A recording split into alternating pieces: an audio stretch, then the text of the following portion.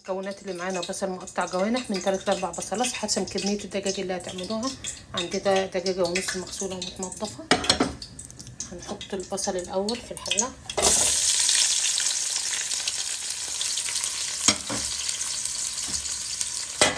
البهارات يا جماعه: توم، معانا توم، معانا 7 بهارات، معانا شطه حمراء، معانا برسين اللي هي قرفه، معانا فلفل اسود، شطه بارده، كمون، حبتين فلفل احمر اختياري، ممكن احمر او اخضر اللي متوفر عندك.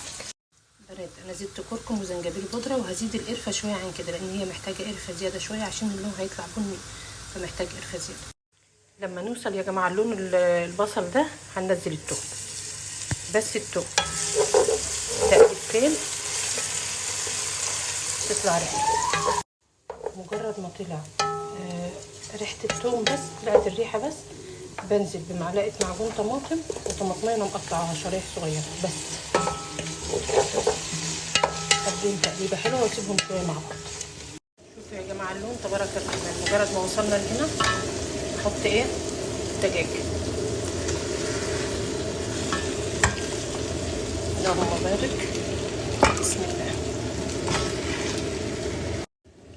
اللهم بارك. هبدا احط ايه؟ البهارات. اشهد ان لا اله الا الله واشهد ان محمدا رسول الله. الاذان بيأذن. احط البهارات واسيبهم مع بعض شويه بدون ما اضيف الميه. هوريكم اللون قبل ما اضيف الميه على الدجاج يستوي. مريم حط الماجي، حبه ماجي يا جماعه، طبعا مريم رمتها هناك، وملح. شوفوا يا جماعه اللون، اللهم تبارك الرحمن. هنبدا بقى نضيف الميه السخنه عشان الدجاج يستوي. احنا مش هنترس الحله ميه، لا احنا هنحطها يا دوبك نغطي الدجاج، يعني كده كفايه اول الدجاج. شوفوا يا جماعه اللون تبارك الرحمن بقى واصل ازاي. هو ده اللون اللي احنا عايزينه. كده الدجاج استوى، هنشيله ونحط العيش. شوفوا يا جماعه انا شلت البصل بالبهارات بالطماطم اللي كنت عاملاها مع الشوربه، عرفتوا؟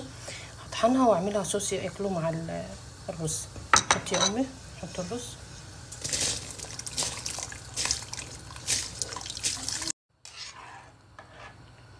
ظبطتها. اللون تبارك الرحمن.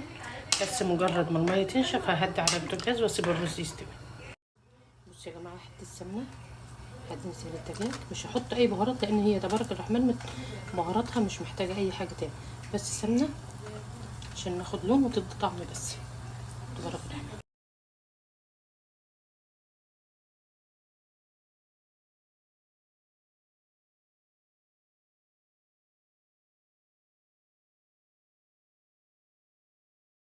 حبيبتي اذا انت مسويه دايت مشكلتك، انا شكو فيك يعني انت مسويه دايت وتبين الناس كلهم نفسك دايت.